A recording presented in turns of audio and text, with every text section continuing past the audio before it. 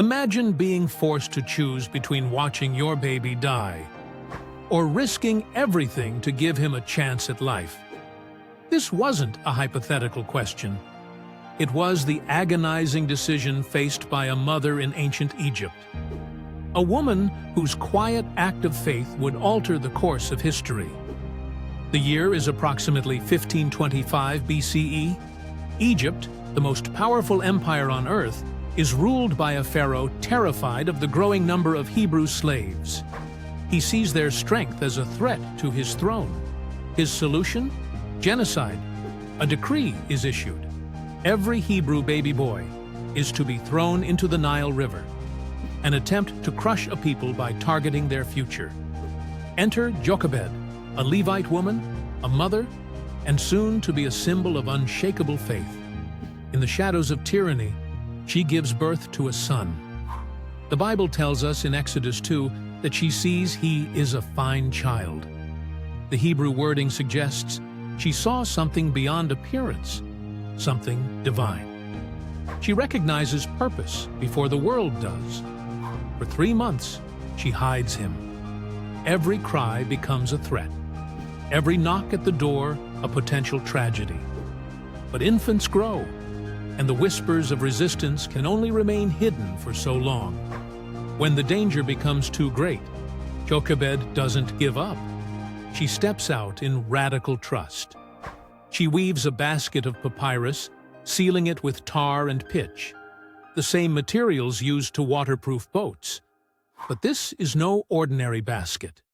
It's a miniature ark, echoing the vessel that saved Noah and his family. She places her child in this fragile boat, not as an act of surrender, but as an offering of faith. With trembling hands and eyes full of tears, she lays her baby in the reeds of the Nile. She cannot control what happens next. She can only trust. It's a moment of pure surrender. When love lets go, believing God will hold what she cannot. Nearby, her daughter Miriam watches. A young girl, perhaps no older than 12, becomes an undercover agent in God's divine plan. Her eyes stay fixed on the tiny ark as it floats into the current. Then, the unexpected. Pharaoh's daughter comes to bathe. Not a coincidence, but a divine appointment. The princess sees the basket, hears the cries, and opens the lid. She recognizes the child as Hebrew.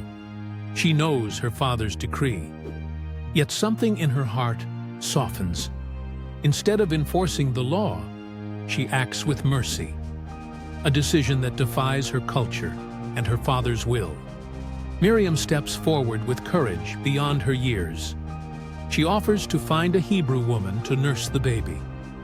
And the princess agrees. Who does Miriam bring? The baby's own mother.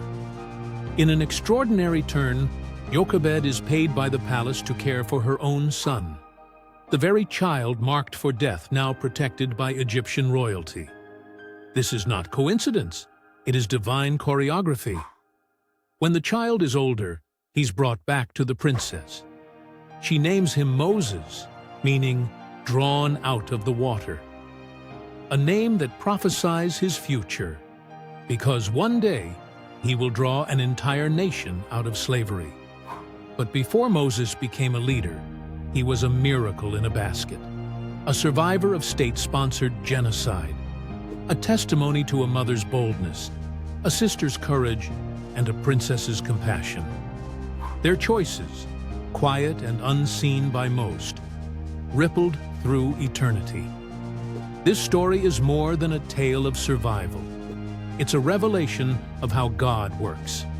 Through ordinary people in impossible situations, through women in a world that often silenced them, through risks wrapped in prayer and surrendered into rivers of uncertainty. It reminds us that courage often begins in the unseen, in the weaving of a basket, in the waiting along the riverbank, in the whisper of a suggestion to a royal daughter. God took what was meant to destroy and used it to deliver. The Nile, intended as a grave, became the channel of salvation. The law meant to erase hope was outmatched by the God who authors it. And even now, the story echoes.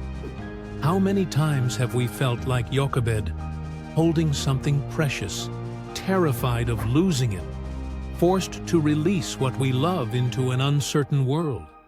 Her story reminds us that surrender is not the same as defeat, that when we trust God with what we cannot hold, He does what only He can.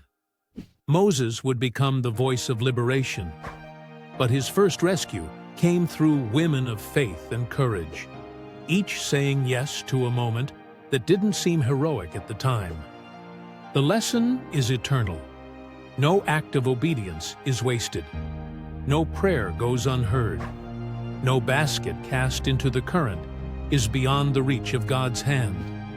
So when you find yourself facing impossible choices, remember this: what you release in faith, God receives in power.